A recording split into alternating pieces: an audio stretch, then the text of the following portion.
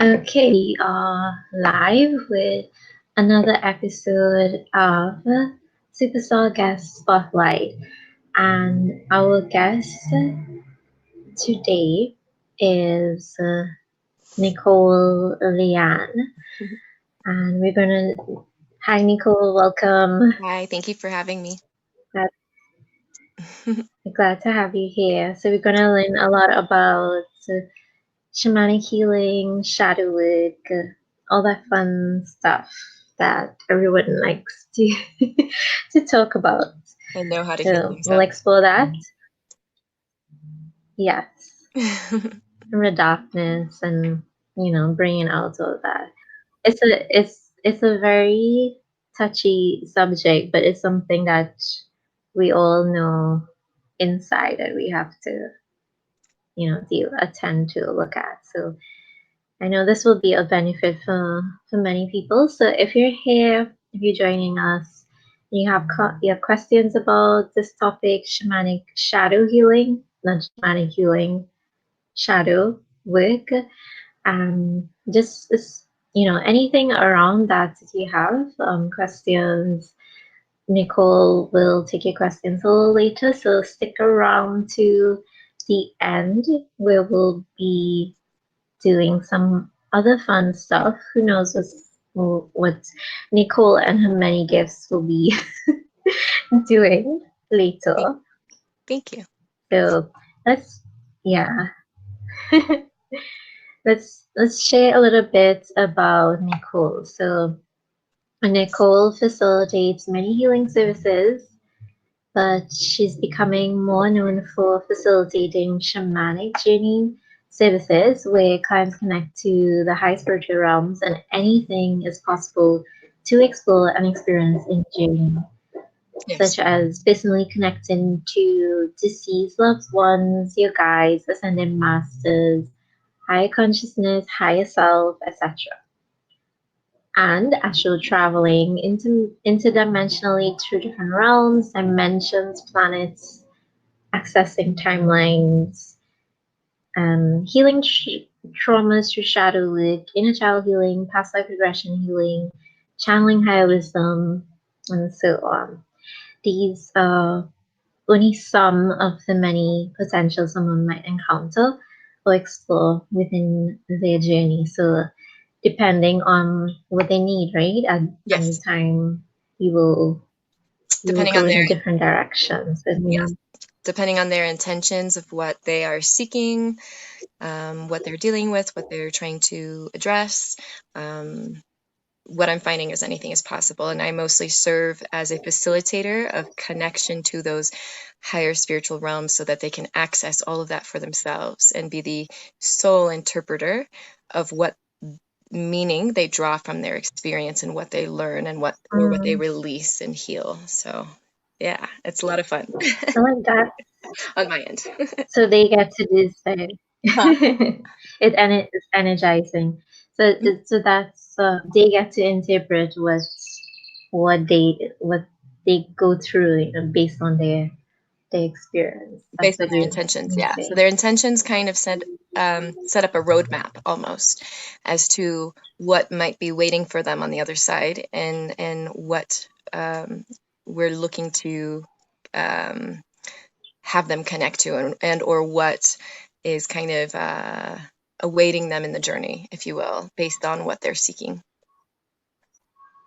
Yeah, it sounds like there could be many surprises along I the way. learn a lot. Let's put it that way. I'm vicariously getting to receive, as a byproduct of each one of their journeys, more information as well, and I learn as I go as well, based on all these cool experiences that people are getting. So I'm growing just as much as they are, which is I guess why I also love it so much.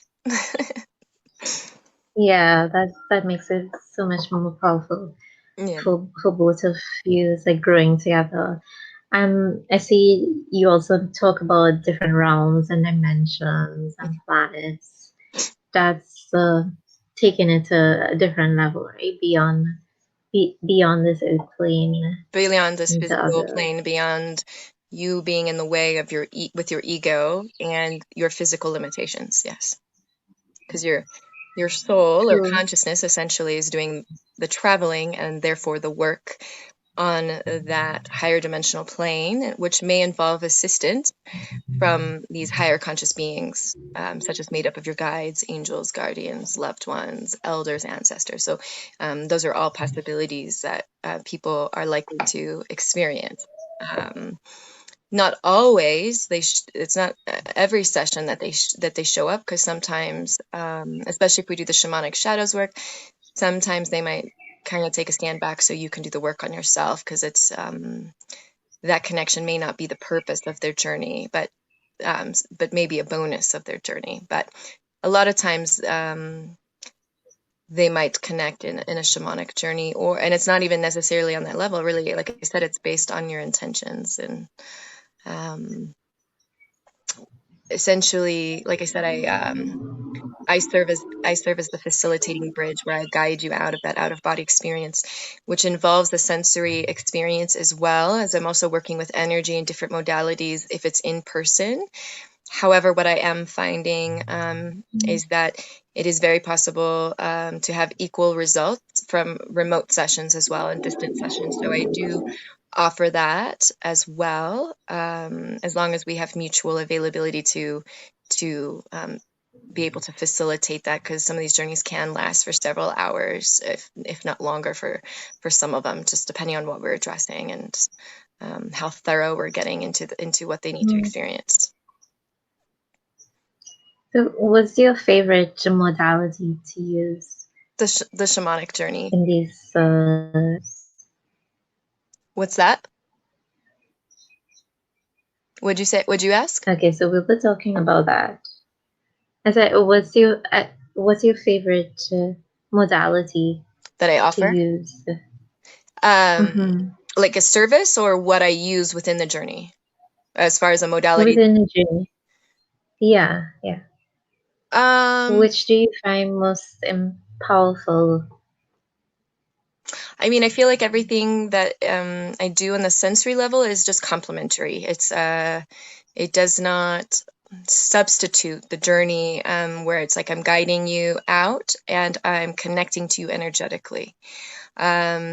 So things like that I might involve in an in-person session would be spectrochrome therapy, which is color light therapy. So visible light and working with that with each of the chakras. Sound therapy and use of tuning forks. I use sound therapy tuning forks and vibratory tuning forks, where it instills the vibration into you for each of the chakras.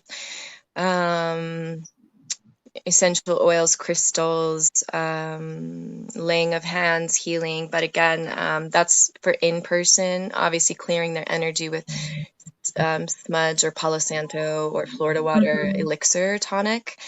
But those, like I said, those are complementary, but not a substitute for what your experience would be as far as leading you into that journey, which is something my higher guides initiated me into, how to facilitate that. And so that is where I learned how to do this. Is initially I was doing Reiki sessions, so energy healing, which I feel like more people are familiar with, which is a modality to balance your chakras. But the more I started working with that is when I started downloading messages and channeling that was meant for that other person. So essentially, I was ending up playing messenger, and a lot of the things that I was finding that I was channeling ended up being the key to these people's healings. But being a messenger, you are still prone to human fault, because those messages are still being relayed through your filters. So there is still room for distortion, therefore, or your ego getting in the way of the message getting across. And in my case, my ego not wanting to be wrong. And so I found that I could have either been in the way of the message by wanting to withhold some information if I didn't feel like I had upfront proof in the beginning anyways, or maybe, like I said, I might have certain belief structures that those messages could perhaps be filtered through that can still have a layer of distortion if it wasn't completely clear in clear channeling, right?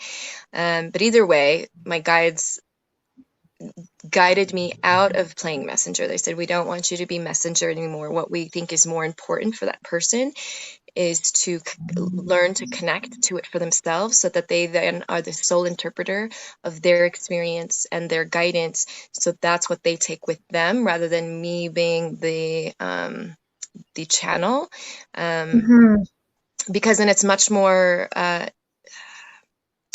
impactful, is what I would say. If you have your own experience of what you connected to, of what you felt or what you saw or what you were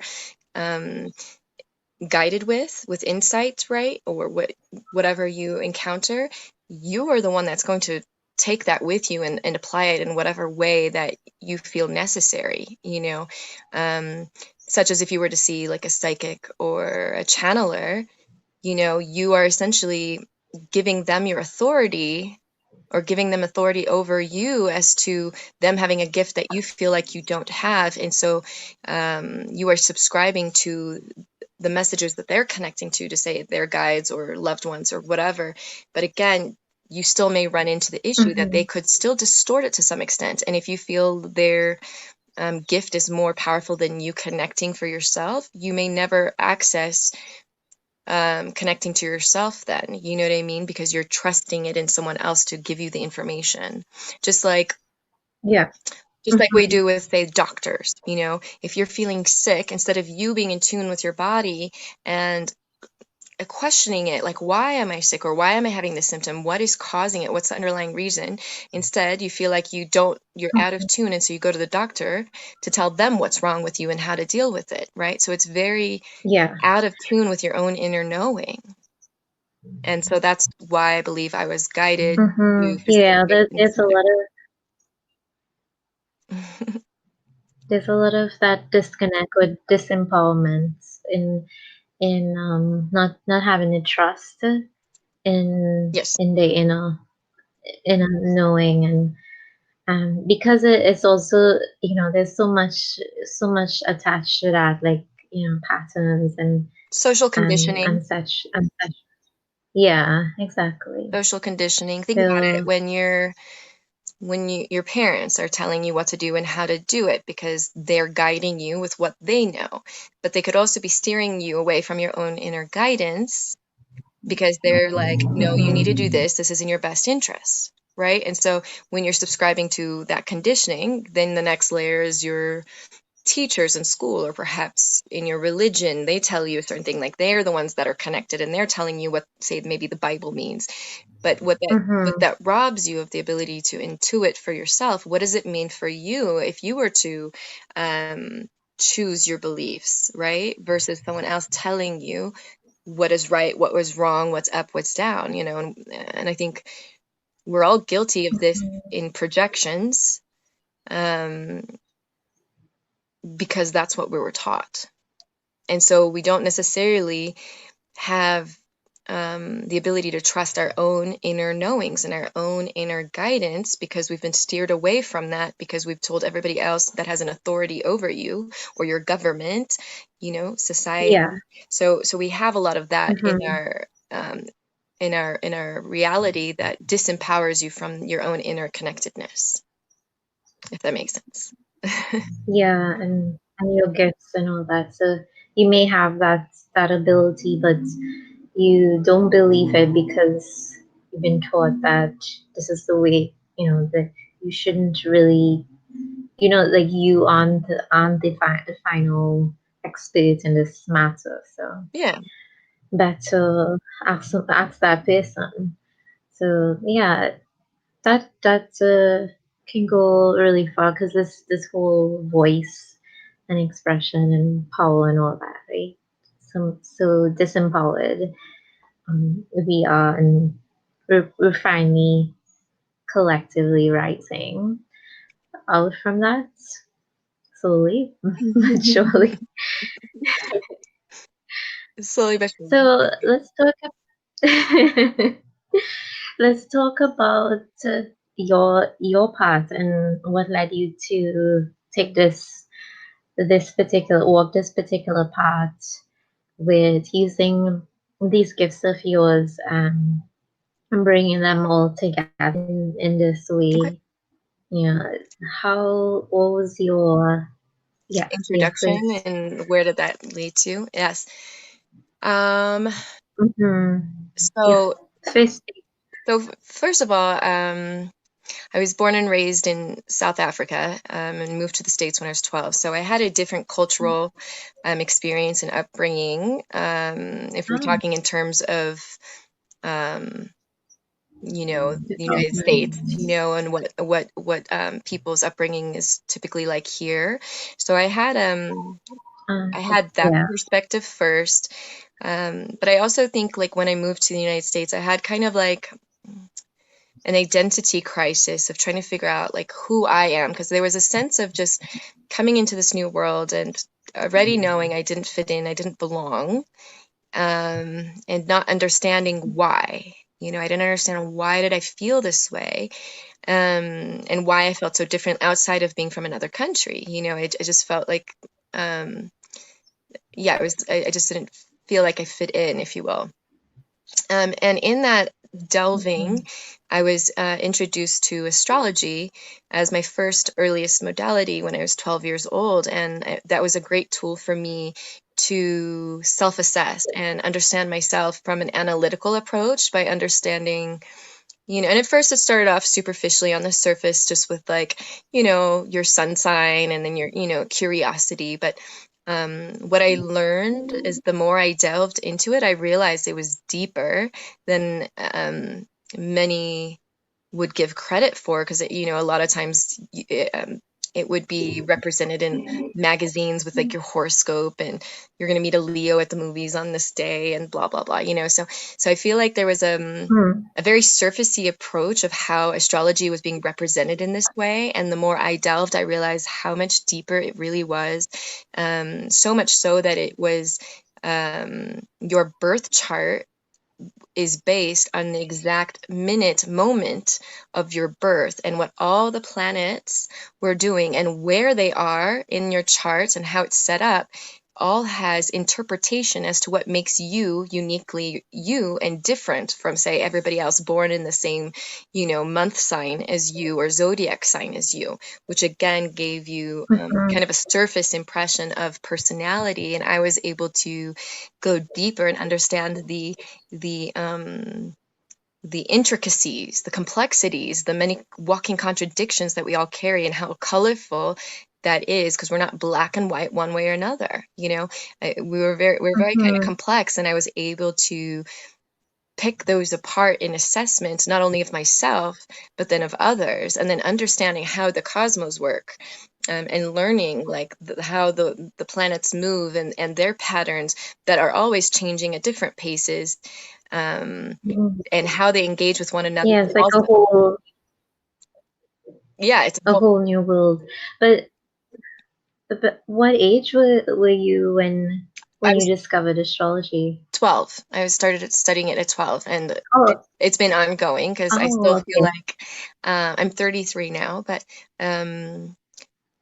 that was my earliest delvings, and I became quite skilled with it in understanding people. Like I said, it's really, I feel like, an art of interpretation, but being able to understand people in that many complexities without necessarily having to know their whole background story, which, sure, your experience in life also plays a role in how you shape that personality, right? So for me, I think it's a great tool to understand the lens that you are perceiving your reality through, right? And this kind of also plays a role with, if you understand the laws of the universe too, because of how you are participating in the reality, essentially, that you are creating. This lens is very helpful to understand yourself, because that lens is what is your filter. you know, Mhm. um, because say for example, Yeah, well, say for example, somebody else was, Well, say for example, sorry. no, you're good. Say for example, do you have any siblings, like sisters or brothers? Yeah. Okay. So personality wise, you would say you're quite different, yes? Okay. And so maybe you had the same upbringing, right? As far as parents are concerned, you lived in the same house, right? But say you shared in the same experience that may have been, like say it was a traumatic experience, or it doesn't even have to be a traumatic experience, but your personality lens and your siblings' personality lens might adopt a different belief as to what that means for them, and therefore how that experience affects them in what they bring forward into their adulthood, and of how they participate in creating their reality, whether they're aware of it or not. Because say you maybe have more of an optimistic nature, and so maybe you didn't allow this experience to take on a role in your life where it sabotaged you, whereas maybe this other person, your sibling, if you will, may have. And so the choices that they make in life and how they engage in it, maybe they have more victim mindset where they feel like, life happens to them or whatever. That's just an example.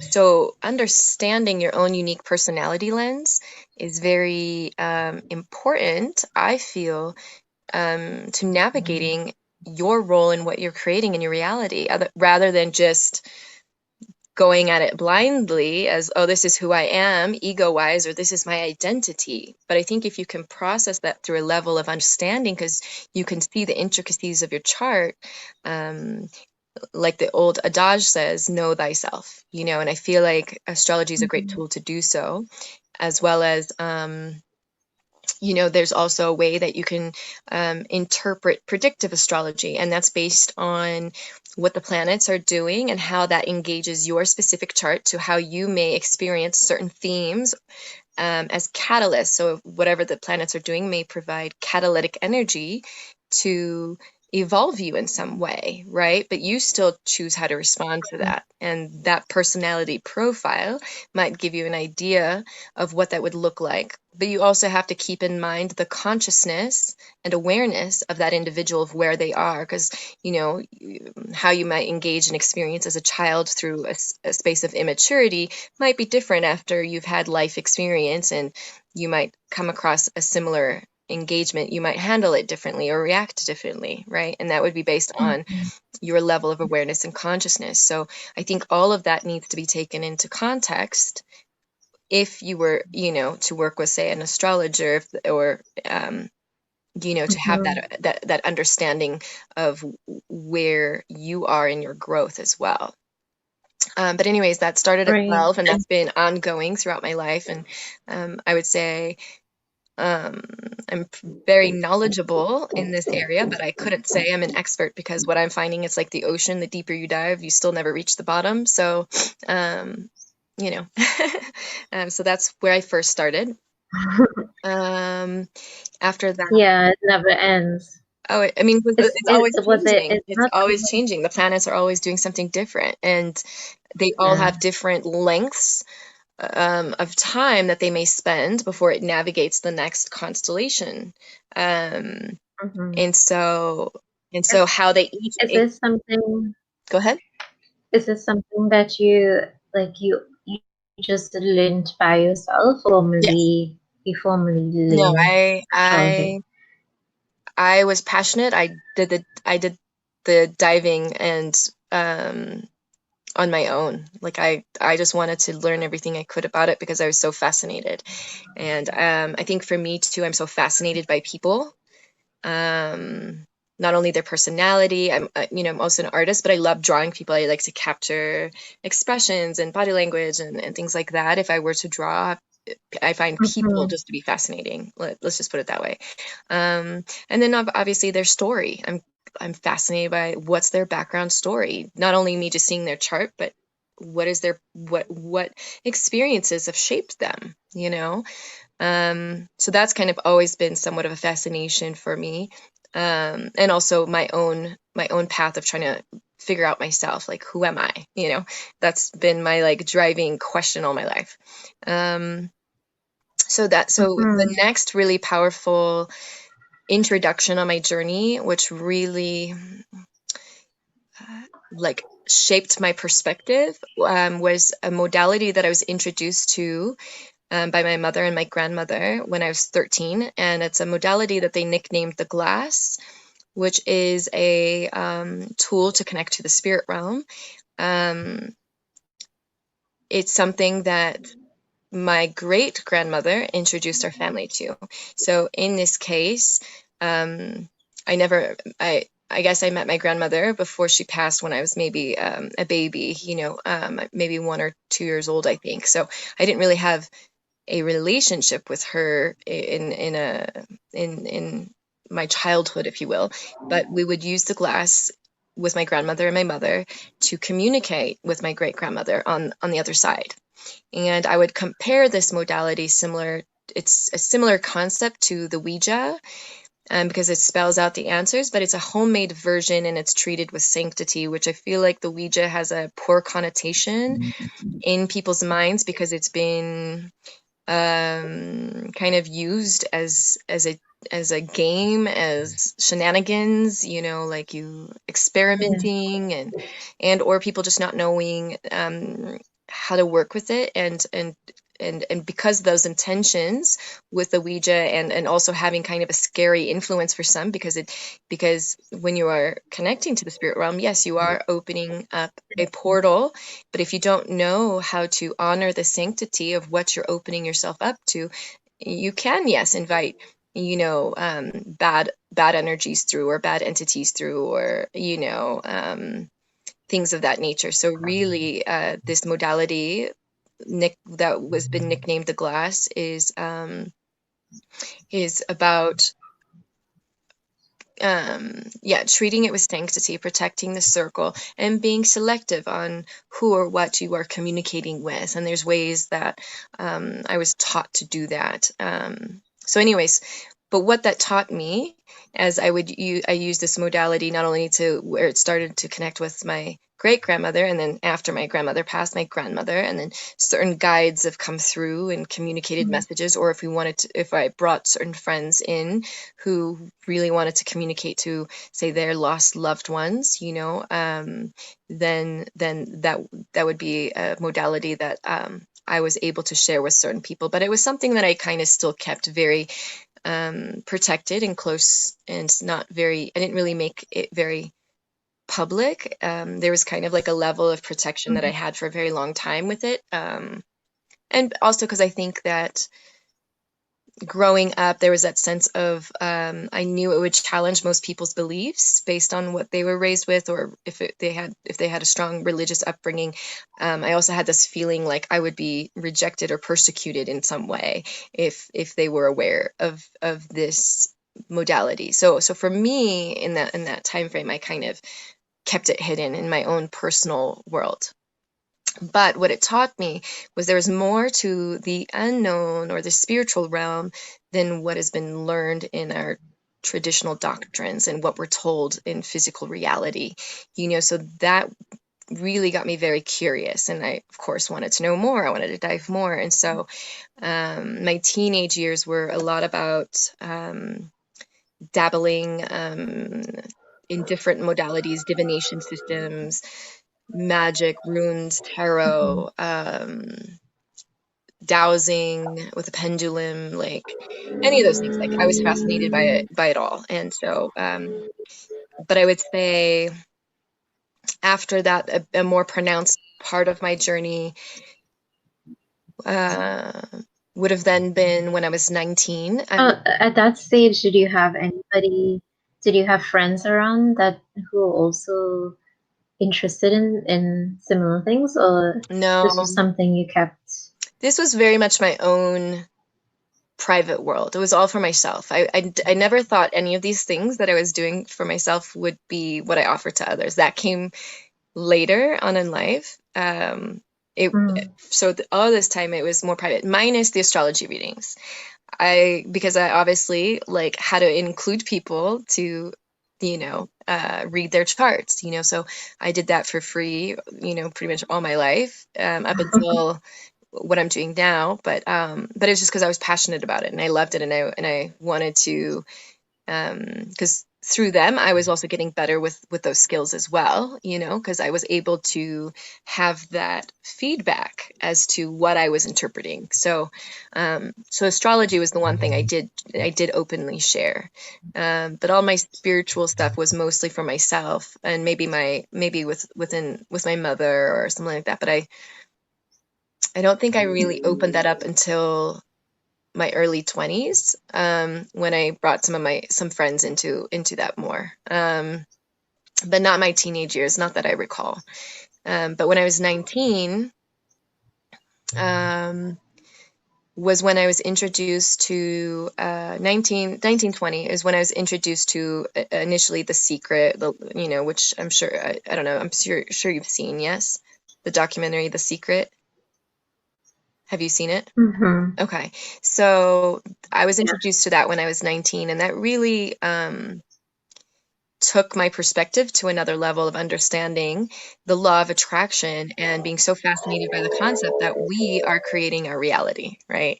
And taking in the context of my background knowledge of understanding astrology, and realizing that we're all individually creating our own reality, again through that lens of how we perceive what we're experiencing and how we're contributing to that experience. And then of course, you know, then we factor in you know, the traumas we might experience in life, the experiences that we have that then also participate in what therefore you are being a match to, especially if it's all those things that are unresolved. Right. But that understanding, I feel like, evolved later for me, so I'll get there. But understanding the law of attraction. So Mhm. the lens that you talk about is not just the personality, but also will be colored by trauma and Your beliefs things that and your beliefs experiences. and your beliefs, your thinking process. Did we, Does, right. yeah, so your personality colors how you might engage your experience, but you also might be triggered by certain experiences or what you're seeing in your reality, or how relationships affect you, you know, parents, friends, partners, etc. As you get older, that you may be triggered in certain ways because it may be linked to things that you say it may have experienced in childhood, or adopted beliefs or associations as to what meanings you brought forward, right?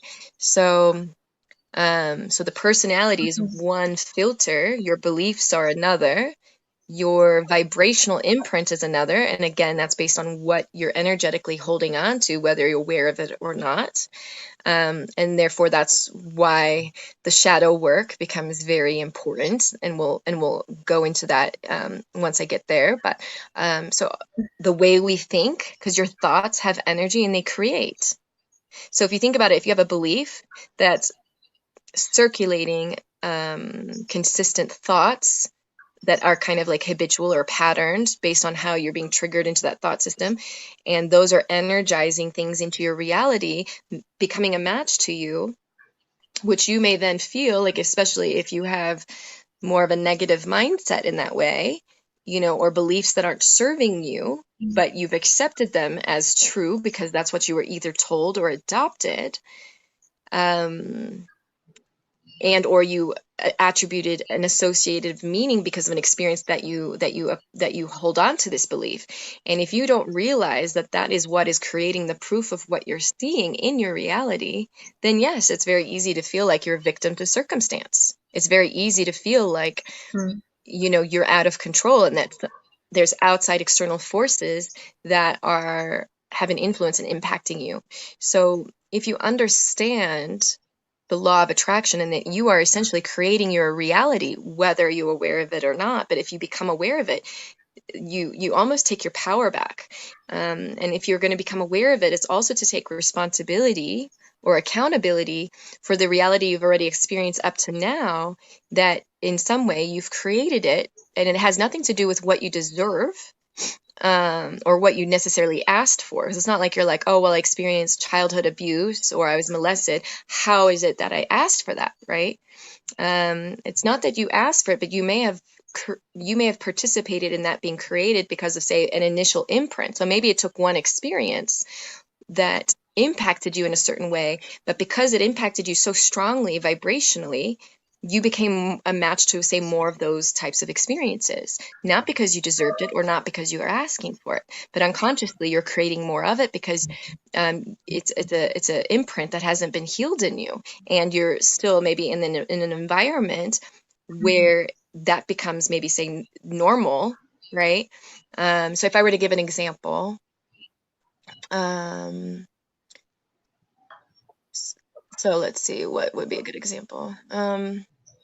So say you had you had a household where maybe your one or both your parents were alcoholics or whatever, maybe there was some abuse, verbal, whatever, or maybe physical.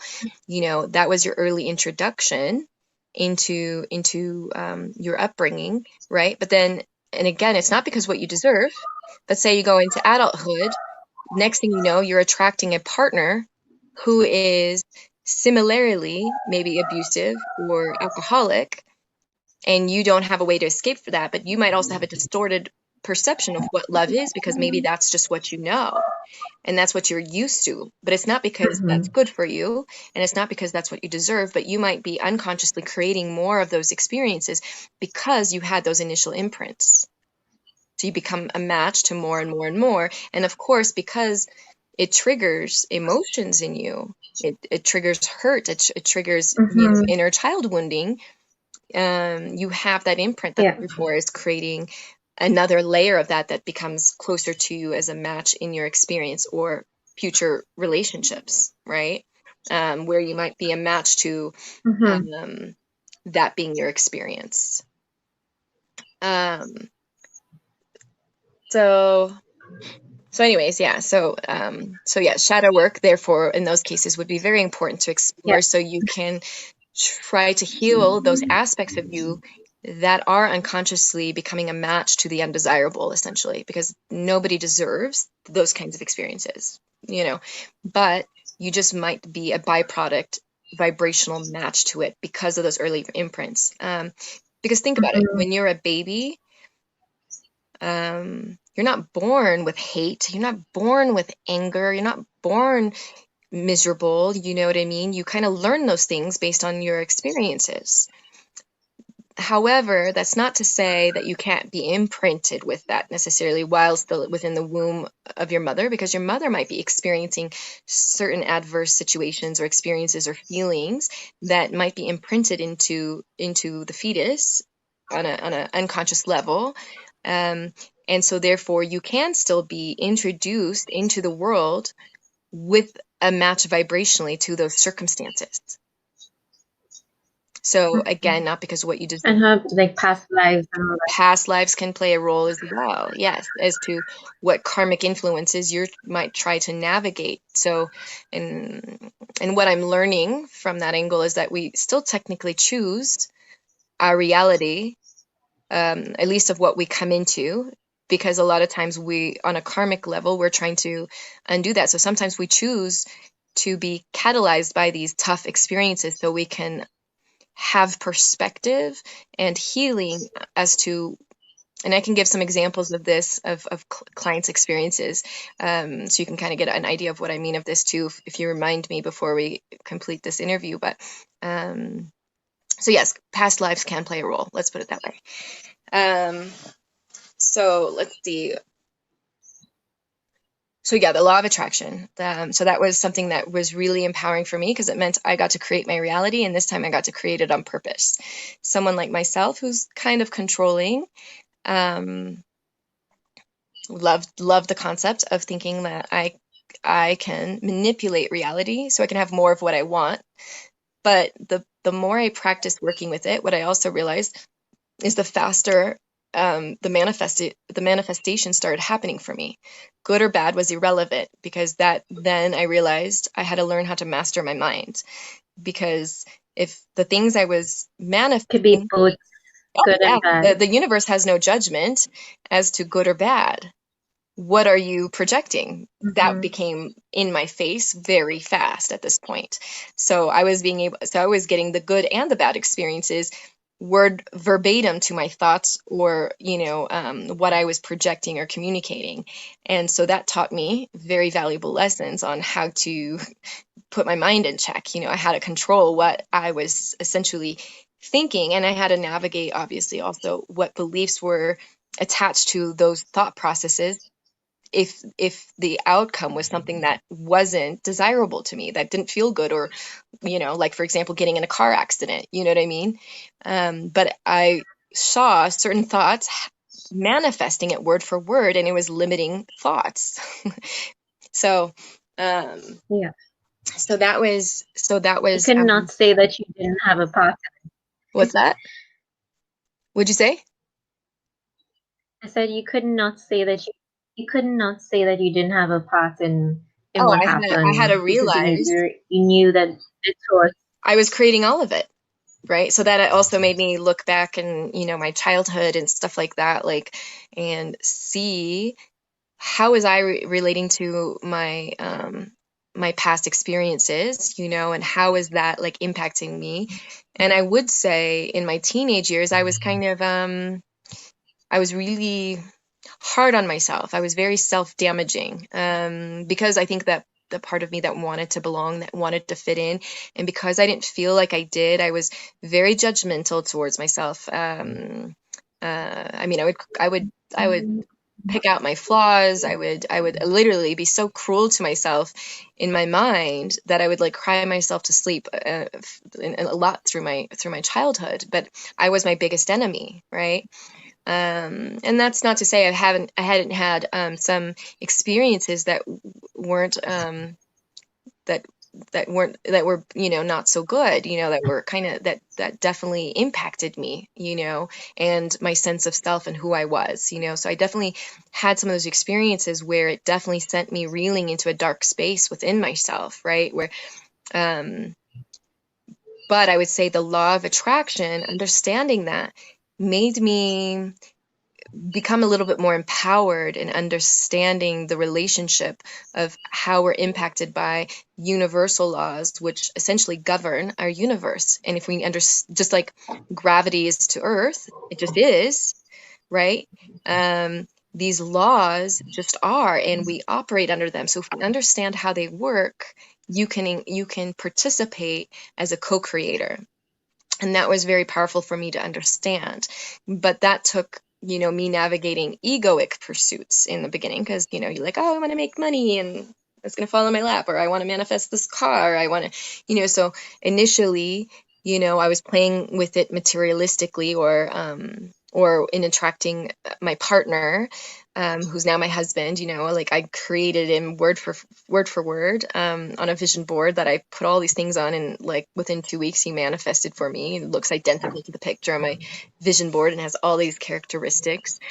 So that was very powerful for me. And so that's something that's consisted since my like 1920, that I still live my life by, because I understand it. But obviously, like I said, there's always an ongoing process of self-mastery and self-healing. So that way I'm not creating from a space of the unwanted, let's put it that way. So that's always, I think, anybody's unfolding journey, and if you're aware. And in my case, I'm also my own guinea pig in that way of trying to navigate mastering myself and mastering my mind, or my own healing. But something that I felt was very transformative for me, that I feel like anybody can benefit from, and it's just a matter of misunderstanding, of people not knowing how to understand this, and that was what I mentioned, the art of forgiveness, in the email that me and you were disclosing. And what I realized is, when I was in those dark spaces within myself, due to, like, whatever meaning I took from my past or certain experiences, and how much maybe anger, resentment, or loathing that I may have had, because of somebody else that may have impacted me in a certain way. Maybe that some of that was attributed to them, but I would say at the end of the day, it was really loathing and that was brought onto myself. Like I was judging myself, and I like talked myself into a really bad space in my own self-concept because of what I allowed, say, a circumstance to mean to me. And so I did have a period where I was running away from myself, which was at a similar time frame as being introduced to the law of attraction. And I would say that was once I kind of uncovered and tapped into the art of forgiveness was when I was 21. And in that stage too was when I was also running from myself, or would be drinking and partying because I was trying to numb myself from myself. Essentially, it's like I couldn't even look myself in the mirror because I was so mean to myself, right? And finally it was so destructive that one thought was like, I can't live anymore, you know, like part of me is like, this is suffering, why am I experiencing this? So there was that thought process of the alternative of like, I want to leave this world, you know, because I created so much suffering in my life. But when I really sat with myself and realized that I allowed one instance in time that I brought forward, one trauma, I allowed it to mean so much about who I was that I allowed it to destroy me. So one day, one moment, I was torturing myself for years, right? And that I find to be pretty common with most people, of what we allow some circumstance in our life to mean, what we allow it to mean about ourselves, and how we might shame ourselves or hurt ourselves in that process, or judge ourselves, or however we engage with that. And so I finally said, I can't do this anymore. I was like, I have to let this go because I cannot continue life like this. It's not worth it. And so that's when I kind of fell into the concept of forgiveness, where I was just like, I have to forgive this person so I can set myself free. And so I did. I chose to forgive this person. And I also learned how to forgive myself for my limited consciousness at the time where the instance may have taken place, and not knowing how to handle it, or how to handle moving forward from it, you know, and how I abused myself in the process, right? But I found like once I like chose to forgive, it was like all this heavy energy that I'd been wearing for so long. It was like I it was like a transmutation. It was like I felt so light afterwards just by forgiving one person, and the meaning this experience had in my life. That is that your phone? And that energetically I felt so light, like all this weight just came off my shoulders, and I felt so free. And actually, I think this happened before. I think it probably happened pretty right before actually being introduced to the law of attraction, because I think once I became light was when that new information came to me, actually. So I think I mixed up the timeline a little bit there, but with that one experience, I was like, I wanted to go on a forgiveness spree. I was like, who else can I forgive in my life? You know, who else has impacted me negatively so that I might be holding on to something with, you know, and the more I did it, the lighter and lighter and lighter I got. So I think anybody can benefit from the art of forgiveness, but I feel like what gets in the way of people believing that they can forgive, right? Especially think about the perspective. So say you've had a childhood trauma, say you were abused, or it doesn't even have to be childhood. It could be any point in your life. You were betrayed, you were cheated on, whatever, and how that impacted you. And you're like, how could I forgive that person? They hurt me so bad. There's no way I could forgive that person, right? People come into that energy because of what they think forgiveness means. The reason why they have a resistance to forgiveness is because they think forgiveness means justifying or condoning that other person's actions or behaviors. And that isn't what forgiveness is. So of course there is a natural resistance if that's what you think forgiveness is. It's like almost saying it's okay what they did. And that isn't what forgiveness is. Forgiveness is not saying whatever that person did or said, or perhaps what they didn't do or didn't say that impacted you negatively, right? It's not saying that was right. It's not saying that that was okay or that it was justified. So that's the first step that people need to realize if you want to free yourself through the tool of forgiveness. As I would say, forgiveness is a tool to set yourself free. Because think about it. If essentially you've allowed these experiences to mean something and this person impacted you so badly and you're carrying this anger and this resentment and this hatred and this sadness and this pain, whatever it is and however they affected you, who's the one that's really suffering at the end of the day? It's yourself, right? Because you're carrying those heavy energies with you. And remember what we said, the law of attraction creates. So if you have anger, you have hatred, you have resentment, you're creating another experience to come towards you that's going to give you the next layer of that resentment, that next layer of that anger, that next layer of sadness, right? Or death or loss or whatever. Huh? Unless you're transmuting it, unless you know what you're doing with the emotion, right? So like So using it to help you it's a tool to set you, move it's forward. yeah, Because it's a tool to set you free. So if you think about those energies, you're the one that's choosing to hold on to the anger, right? You're the one that's choosing to hold on to that pain or that resentment. It's kind of like you're holding on to your own shackles and you're not letting it go because you're like, how can I forgive this person? They did this to me or they hurt me or blah, blah, blah, right? And again, it's because we think it means justifying or condoning how they impacted us. And that's not what it is. But essentially, you're holding on to your shackles that are weighing you energetically down. And again, that byproduct no longer yeah, affects your I reality, think but affects your physical people energy. do afraid of the justice, like justice wouldn't be served if you Yeah, forgive, yeah. they don't trust in, like the what will if I forgive, and this will be, this is not resolved in a fair way and all that, but Eye for it's an not, eye. as They you say, create what's suffering. They need about. to have their due karma, blah, blah. Yeah, and they might want a part of that vindication. But even if, say, like, justice was served in this matter and say, like, this person went to prison, right? Is it over in you? Just because, okay, good, they got locked up or they got their justice. Are you still carrying that wounding of that anger and that resentment, even though they got their justice? So what are you still carrying with you? Or do you like, oh, I'm free now because they got theirs?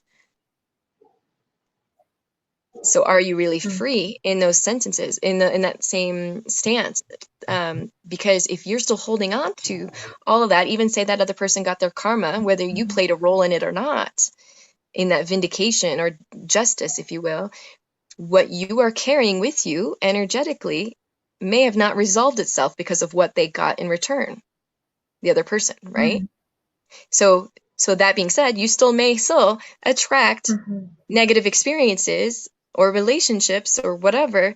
Or in this case, it could also manifest physically because it wasn't resolved energetically in you. You didn't actually heal from that experience just because someone got their justice or karma, or if they didn't. And if they didn't get their karma or the justice, you might still be angry and mad that they didn't. So energetically, you're holding on to that. And you think about chronic illness can be a manifestation of what is left unresolved in you. You know what I mean? Which could be attributed to any number of reasons. I mean, it doesn't even have to be what someone did to you. It could be a choice you made. Like, for example, somebody who may have made the choice to have an abortion. That how they felt about that and how they internalized that, or how they may have not given themselves the space to process that energy, or that maybe the shame that they had with it, or what that made them feel like, right, can manifest in things such as, like, breast cancer, or cervical or ovarian cancer, things of that nature. It can manifest in symbolic ways. So if someone is exploring physical ailments or conditions, especially if they're chronic, it is very important to explore not just what is the physical underlying reasons as to why that manifested for you, like poor health, lifestyle, diet, etc. But what made you a match to that energetically, and exploring it from the emotional, mental, spiritual, as well as physical? Because a lot of times the conditions or the physical ailments are a manifestation of the energies you've internalized that have had nowhere to go, that you've been chronically holding on to, that had no choice to manifest in certain ways. So, so there's lots of angles to explore this, and hence why that shadow work we discussed is a calling for people to go there, because we're not taught in society to heal. We're taught to cope. We're taught to numb ourselves or pretend that it's not there, sweep our stuff under the rug so we don't look at it, so we don't feel it, because in human nature, you want to run away from anything that is uncomfortable or painful. You don't want to look at it. You don't want to see it for what it is. And so we adopt certain coping mechanisms to numb ourselves, or like drinking, numbing yourself with drinking, escaping yourself, drugs, alcohol, binge watching TV is a coping mechanism. Right. Binge eating is a coping mechanism. You got to ask yourself, what are you hiding from yourself that you've been Because drawn to? feeling good is Yeah. And we do that in all areas, physically, feeling, emotionally, mentally. Like, physically, if you have a headache, instead of exploring, well, why do I have this headache? What's causing this headache? What do? We want to get rid of the pain. So we might be drawn to the Tylenol, the Advil, Excedrin, so we can numb that's the why receptor. pain relieves the. Yes. And so essentially you are numbing your body's way of communicating with you, telling you. So if you have a symptom, it's telling you something's wrong. Your problem is that you're trying to get rid of the symptom because it's uncomfortable Yeah, for that's a you, great example. rather than addressing the why. But our emotions do the same thing. Your emotions don't lie to you, right? If you're sad, there's a reason why you're sad. If you're angry, there's a reason why you're angry. But the problem is we're not Right. necessarily validated in those emotions by others, because it makes other people maybe feel uncomfortable because they don't know maybe how to process it. Uncomfortable. Or maybe you don't know how to process it and understand those emotions because you're too busy trying to not feel those things because it feels uncomfortable or painful. Mhm.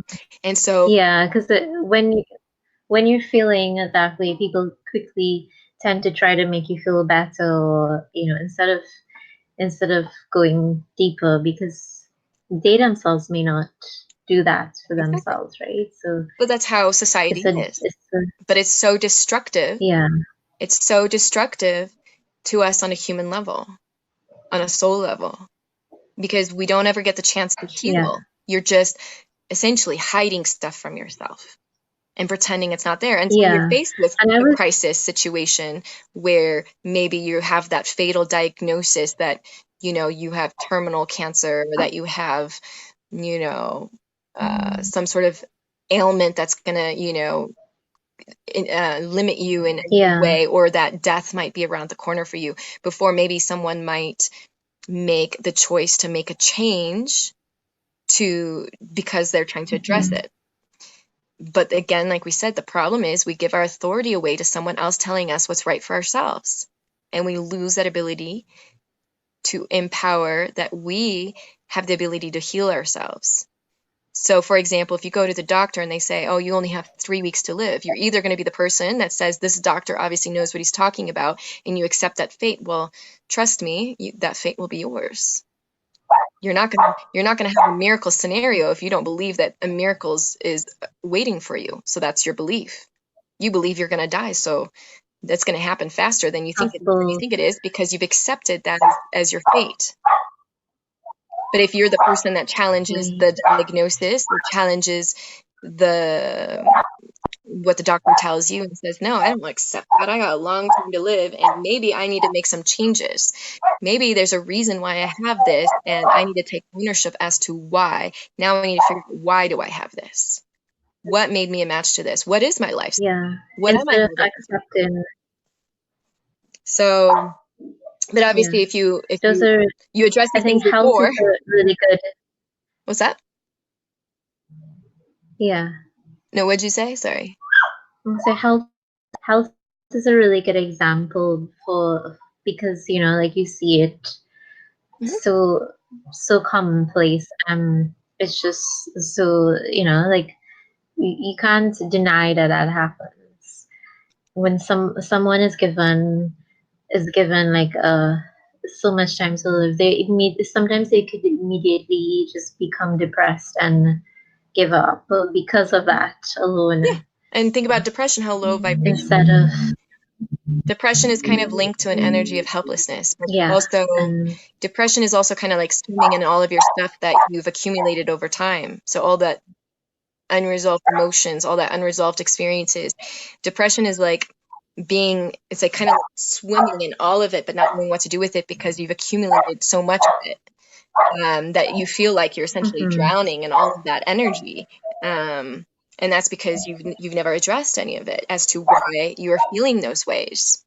And honestly, I think depression is another good example of what I like to use. Um, so if I were to ask somebody, um, like what depression feels like, I know your puppy's going off in the background there. But if I were to ask somebody what depression feels like, a lot of times I get like responses like, I feel like I'm drowning. I feel like um, I'm struggling to stay afloat, that I'm sinking, or my head's barely above water kind of thing. You know, like a lot of times that's not always the language, but a lot of times it has that symbolic language of the body of water, and water being symbolic of the feminine and emotions, right? So essentially, depression is like you're swimming in that water, but you feel like you're drowning in it, right? Or you're doing this to stay afloat. And then you got to ask yourself, well, why? Why are you doing this? So I say, okay, well, let's put you in that body of water. Let's say you are feeling depressed and you're having all these overwhelming emotions that you can't get out of. And so we put you in that body of water. Now, let's say that surface of that water is the neutral zone of like peace, right? Calm. And but you're not floating on it, right? You're like being pulled under. You're doing this, you're trying to get gasps of air. And so maybe you have tastes of moments that feel calm or peaceful, but that's not your constant, right? Your constant is I'm struggling. So um then I say, okay, well, why? So now I use this in an analogy form. Let's look at your ankles. Let's say attached to your ankles are shackles. Attached to those shackles are cords attached to bricks and cinder blocks. Now, let's say each one of those bricks and cinder blocks is representing a heavy, toxic emotional state of being, and every memory that reinforces that state of being that you are holding on to like baggage. What's going to happen? If you're in that water and you have shackles with all those bricks and cinder blocks, what's going to happen?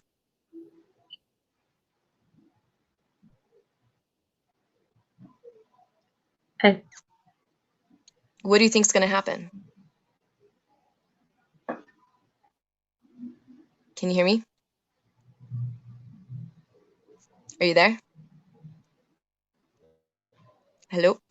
yeah, it just Oh, froze. yeah, it did freeze. So if you were to answer my question, and you were in that scenario where you are being pulled under, then you have all those cinder blocks pulling you down, what's going to eventually happen? You're doing this, you're struggling to stay afloat, but what's going to happen? How long can you stay doing that, struggling, before you can't do that no longer? What would happen if you could no longer hold that heaviness and stay afloat? And essentially, what would happen? You would drown, right? Because it's pulling Yeah. you under. Because eventually, you won't have the energy Mm-hmm. to still gasp for breath while you're being pulled under, having that heaviness drag you down. So essentially, Mm-hmm. depression is like that. Now, still, a lot of that is because you've accumulated that over time to that you've never addressed in healing, right? You've accumulated, but you've have your coping mechanisms to not feel what you're carrying, like carrying a backpack full of bricks. You're not looking at it, so it's not there, but you're feeling it energetically. It's still there. Um, and so still people might still have another escape way of trying to even escape depression. And that would be it would be, antidepressants to completely numb feeling altogether so you don't feel anything at all. So again, you're numbing your body's way of communicating with you what's going on. So now you don't have any way of knowing where you're at. So your emotions being your compass, you Which have the no same idea. could be dangerous. Yeah, you don't know what you're feeling. It's almost like coexisting, like with a pulse, like a barely beeping pulse on the heart monitor, right? Um, it's like you're existing, but you're not really living because you're not feeling, you're not really engaged in your reality. So that's one way to again have a coping mechanism to check out of your reality, so you don't feel why you're feeling the things you're feeling, right? Or the other option is, Right. maybe someone would consider suicide because they're like, this is too painful for me. I want to leave this world altogether because it's got to be better on the other side than what I am experiencing Yeah. here, right? So again, we're still looking for an escape. But now my question is, now you're in that water, you're doing this, you're being pulled down, but wouldn't the path of least resistance be to cut the cords? What would happen then? If you were to cut the cords that are attached to the bricks and cinder blocks that are weighing you down, what would happen if those were to drop away from you? You'd Then rise. you'll be able to. You'd float. You'd float without having to struggle. Think about when you're in the pool. Mm-hmm. If you are just floating, you can float on your back. You would become buoyant. But obviously, if you add bricks to you and you're trying to swim in the water, it's going to pull you down. So essentially, that's what we're doing with the service, the Shamanic Shadows healing, which I'm kind of skipping ahead. So we're kind of jumping all over the place. So I apologize for that. So it hasn't kind of been linear in explaining my story versus these different Yeah. modalities, because I feel like I'm giving Yeah. teachings. We'll have to. But essentially, the Shamanic Shadows healing is what I've been guided to do, to lead people into that out of body experience, to essentially do work on themselves in tandem with what is kind of being affected in each one of the chakras. And the whole goal of it is to have you essentially cut the cords to what is weighing you down. So the natural byproduct of that should be to feel lighter energetically, as the natural byproduct, not by trying to force yourself to think positively or force yourself to go against what is actually weighing you down. It's like that's counterintuitive. It's like I'm going to climb up this ladder, but I'm going to bring this heavy backpack up with me. Well, wouldn't it just be easier if you put the backpack down that has all the rocks in it and climb up the ladder? It would be much easier, right? So essentially, energetically speaking, that's what you're doing when you're in that shamanic shadows work, is you're and it's systematic on how we approach all of these angles, and it's very thorough and comprehensive in what we're trying to address from that space. But the whole goal of it is to have you develop a new sense of awareness of self and a relationship to self, by also relinquishing some of those heavy burdens of what you've been carrying around with you throughout life that has no purpose and does not serve you, especially if you think in terms of it's creating on your behalf. And therefore, Right. are you really happy with your reality? Or is there something missing? Mm-hmm. Or is there experiences that aren't serving you? Or is your physical health not serving you? Right? So I'm not going to say the shamanic shadows healing is going to make you have a bounce back in your physical health. What I'm saying is it's going to help you address perhaps what the underlying causes are from the angle of the emotional, mental, and spiritual, that therefore can give you the space to heal physically, especially if you're addressing it from all angles. Because obviously, yes, you do want to take into account well-being from all angles, including physical. So making sure that you are conscientious and mindful of what you put into your body, not only with the food you eat and the water you drink and what have you, or the toxins that people put into their body that are obviously poisoning them. So having that sense of awareness to make lifestyle changes are, yes, important. But just that alone doesn't mean you're going to heal yourself, especially if the reason why you have, say, a physical condition or illness is caused by what you have not healed or addressed, that may have stemmed from your life experience that you're holding on to energetically, emotionally, mentally, Or it could be physical, like say you break your arm or have you become paralyzed, then sure, that was a physical experience that therefore might have the opposite effect of affecting you emotionally, mentally, and spiritually, because now all of a sudden you have been robbed of your physical faculties and what that now looks like for you, right? So it can have a backwards effect, but most people don't always look at the underlying reasons. Why am I experiencing this? Why am I feeling this? Why do I have this symptom?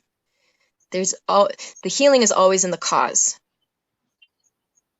And I would say our traditional allopathic system has that backwards, because they're treating you, they're treating your symptoms. They're not going after why do you have that symptom. And that is why healing is not possible, because they're also not taking it from a holistic approach, like the whole you. You're not just a physical being. You're not just emotions. You're not just a mind. You're not Yeah, just a brain. You are the spiritual that's being. how people are trained to see it too, Well, yeah, because of and it's you wonder how why they're they've seen. and you wonder why they're disconnected. So yeah, so the shamanic That's what shadows. they've been told, told to listen What's that? as a that's what people are trained to see as how things work, how the body works, and it's black. It's like It's backwards. it just stops at the physical, so Well, it's like a machine. because of the Newtonian concept that we're It's like just moving just working body parts just like a car. If the engine dies, you take the engine out and you fix it and you put it back in, or you get a new one and you put it in. And so they treat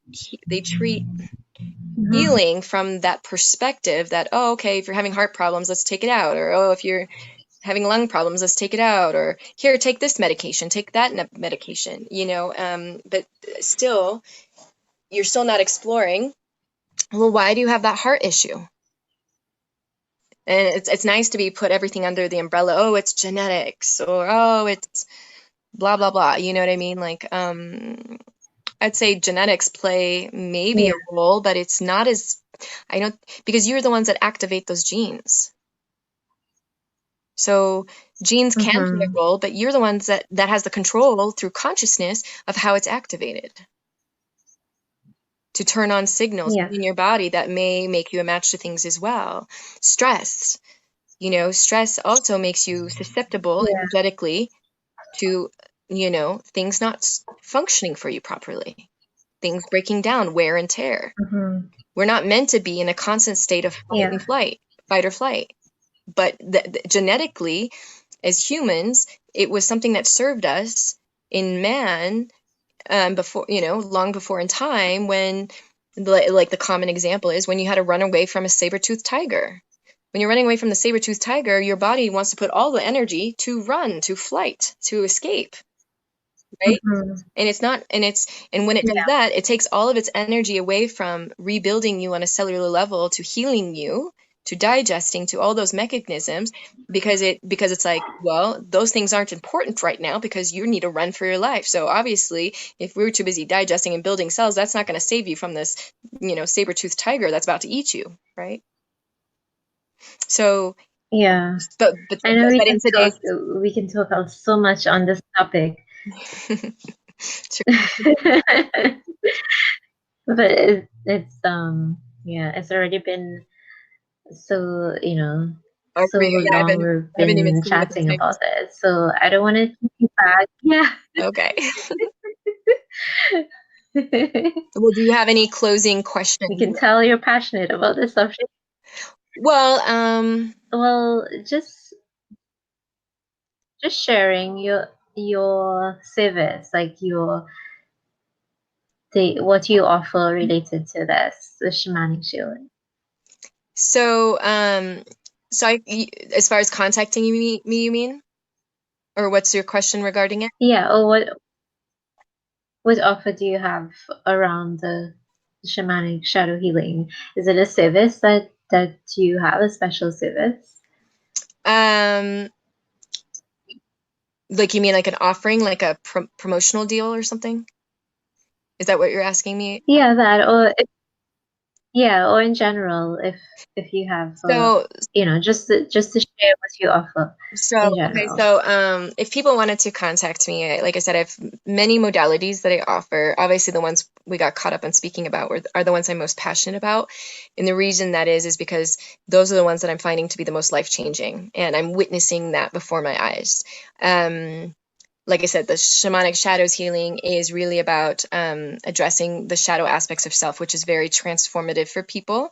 But so is a shamanic journey. So, say, for example, you're suffering because of the loss of a loved one, and obviously you're disconnected on how to connect with them because they're not in physical form, and so you might still be suffering due to that loss, right? So you are very likely to be able to connect to your loved ones in the spiritual realms that I guide you into, so that you can have your own engagement or interaction with them, or closure or healing, or just knowing that they're okay, or they might give you closure because maybe they feel guilty by what maybe their experience with you was in Mhm. reality that they had limited awareness from. So they might gift you that from now a different perspective that they are on from the other side of things. So healing can come from that, or connecting to your guides. So yeah, so I would say if you were interested, like I said, anything is possible to explore. Shadow work is just one component, but I mean, like you kind of gave the prenup to in the beginning, interdimensionally traveling, exploring past lives. Sometimes your higher self might want to guide you to a past life that is impacting you now, and certain themes that are showing up for you, and wants to show you what that is, so that you can understand why this pattern is happening as well, right? So I won't know what you'll connect to until we lead you into that, and I help you guide you through that, depending on what you're connecting to. And how I know where you are in your journey is because all my clients are channeling, meaning speaking through their physical self, what they're either seeing, feeling, learning, downloading, and experiencing overall. And that's how I know where you are in your journey, or where maybe you might be stuck, or what you need assistance with from me into guiding you, and or what, say, higher conscious beings might be also helping you with as well. Um, so all of that. So like I said, anything's really possible in those realms, where healing can be possible, enlightenment can be possible, as far as receiving very higher perspective insight that can be very meaningful to you. So if someone's interested in that, my website is www.holistic, spelled with a W, so WH, so holistic dash, so like a minus sign, vitality, vitality.com, where you can learn more about my services. And they're not all spiritually based. Some are technology, scientific based, like quantum biofeedback, photon sound beam machine, which is based on Tesla's technology. I do the astrology readings, reiki, and obviously the shamanic work, sound therapy. So I have a lot of cool, fun tools and modalities that I offer. But yes, the ones that I'm most passionate about is the shamanic work. And again, that's just because I am seeing and witnessing and experiencing simultaneously the transformations that my clients are undergoing, but simultaneously I'm growing just as much. So I get rewarded in that sense as well. So I love it personally for both reasons. And again, because it's helping people go into those layers that aren't accessible in mainstream ways. And so educating people about what it is that I offer is the hard part for me, because it's not something somebody normally knows to seek out. And so I do kind of have to put myself out there. And that's what even my guides keep telling me, is I need to put myself more out there, which is why I connected with you when you put that offer out. And I said, okay, I need to put myself more out there, so people can know this kind of thing exists, and so that they know that there's ways that they can find healing. The only prerequisite to be a recipient of this type of healing and modality is an open mind. An open mind to at least explore and see what your experience will show you.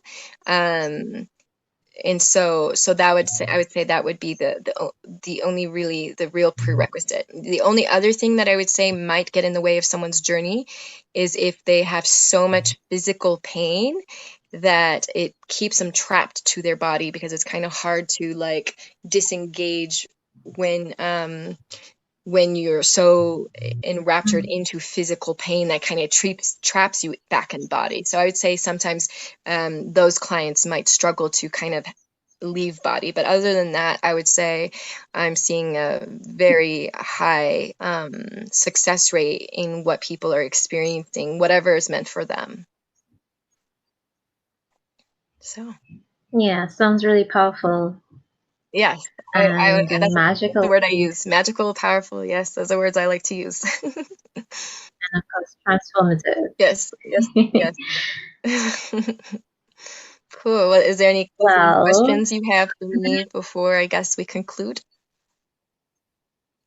no, that's it. Unless you want to say one final statement, like what do you want to leave people with? So Okay. a message. So I wanted to, because I feel like I didn't complete my explanation of forgiveness as to how you can make it work for you. And like I said, um, first is trying to reestablish what forgiveness is. So again, realizing it's not condoning or justifying. So that's step one. Two, this is an exercise that I feel like can help you on a consciousness level. Obviously, it may not work on the subconscious level, which is what we do in the shamanic shadows work as well. But this is something that you can do at any time. And the way I like to do it, and you can try it out for yourself, is I like to do a candle meditation exercise. But first, what I'll do is I'll do kind of like a letter where I'll go, Dear so and so, so the person in question that has impacted you negatively. And what you really want to do is first confront that person, meaning like, because a lot of times in spaces where you experienced a negative experience regarding this person, you may have not had the opportunity to speak your mind or really confront them of how they impacted you, right? So this is one way, is that you like give, like, it's kind of like having a confrontation, like, you did this and you said this and it hurt me so much and it has affected me in all these different ways and it's affected my relationships since then because of how this experience with you impacted me. So I really want this, you, whoever's trying to do this, You laid out all. lay it all out. You really want to like get it all off your chest. You're confronting this person, right? You're like, you did this, you said this, blah blah blah. Then that's when you kind of take your approach differently, but in saying like, and you really have to, through your own free will, agree with this process to do this for it to have an impact in your life, right? You don't want to just go through the motions, otherwise it has no meaning. But then you tell them, but despite that, despite all that you've caused in my life, despite all this hurt and suffering and pain and blah, blah, blah, despite that, I know it is my choice to forgive you, because I know by forgiving you, it sets me free. And that is more important to me because I deserve to be set free. I don't need to relive this experience daily in how this one experience or many experiences repeatedly with this person, I've allowed it to, I've taken this into my future, into my present, and so for that reason, I am choosing to set myself free. And by doing that, it's my choice to forgive you. So that being said, I now choose to forgive you once and for all, and I mean it. So that's in the letter form. So it's kind of you getting all your thoughts down. Then I like to do it with the candle exercise, where you, like, I make my own meditation candles, but you can go to like a spiritual store, or it can be a candle. You just have to kind of maybe have a symbolic meaning of this is kind of like a ritual exercise for you to process this closure, right? You light the candle and you envision in the flame of the candle that you're kind of staring into and gazing into, imagining that person. But I don't want you just to imagine that person. I want you to imagine them shrinking in size to, I guess my baby's awake, but shrinking in size to to their inner child self, right? Because we all have had this experience of having a wounded inner child.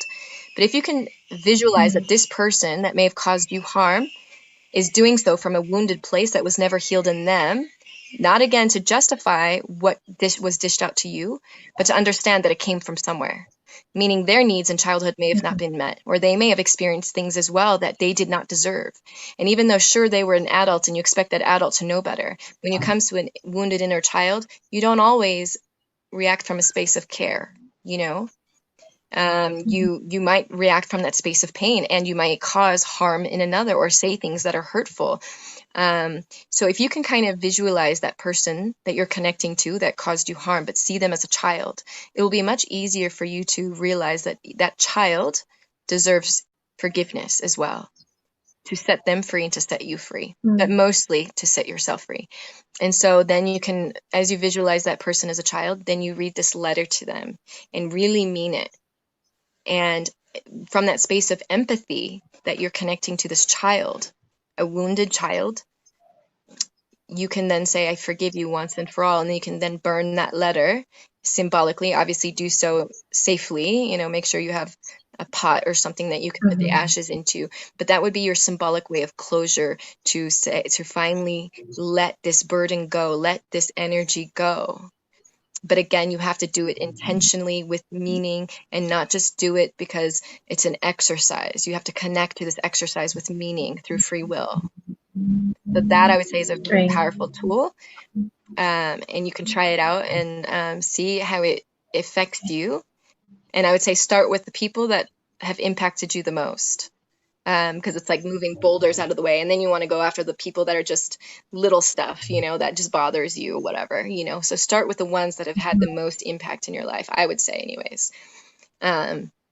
Because that energy, it's kind of, it's, and how you know it's working for you is if you feel that lightness afterwards, like that letting go of like, oh, I can breathe again.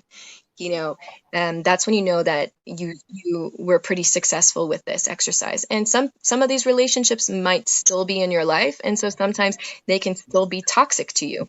And so maybe you need to continue to forgive every time, you know, like how they may impact you. But then then there's also something to be said about boundaries and how you let someone impact you. So that's another story, or that's another suggestion. But I would say forgiveness is a powerful tool that anybody can use if they can understand how to work with it and what it means versus what we have allowed it to mean through misunderstanding, because it's been misused over time. So it's not justifying or condoning. It is to set you free. Yeah, it's really a simple act, but it's just so much resistance to actually getting to that place to do it. Yeah. Thanks for sharing that. But once you do, it's so powerful. Like, I mean, it was very life-changing for me in catapulting me out of my own darkness into exploring more of the light. So nice. Well, I hope people on the replay will catch this. I'm sure a lot of people would benefit from this. So thanks for sharing that and being generous with your information and your passion on the subject of shadow healing. And thank you. Yeah, my pleasure. Yeah, it was great to connect with you. Thank you. On, you know, how we came together. Nothing happens without, you know, without a bigger purpose behind it. So yeah, I'm really grateful. So whoever, you know, is here now. I don't think anybody's here right now, but Reen was on earlier and she said thanks too for sharing. So whoever's here, I know that you'll be really inspired by this. Yeah, and I'm sure as either of us share it, you know, those that are called to listen will benefit just by listening to it and maybe taking some pearls that are useful to them and what they can do in reality. And of course, if they feel drawn to wanting to explore this work for themselves, and they resonate with what this could possibly mean for them, then I definitely don't hesitate to reach out to me or go to my website, and you can email me as well, and we can maybe set something up for you and see Yeah. how I can maybe be of service if you're drawn to working with me. So thank you. Yeah. Thanks so much, Nicolle. So we're gonna close now. Sure. And yeah, I believe so. You shared all that. I'll post the links after, so under this, and you can also too if you have anything extra to add. Cool. And with that, we wrap up today. So bye for now. For until next time, until the next edition of the Superstar Guest Spotlight. So it's bye from me and bye from Nicolle. Bye. Bye, Nicolle.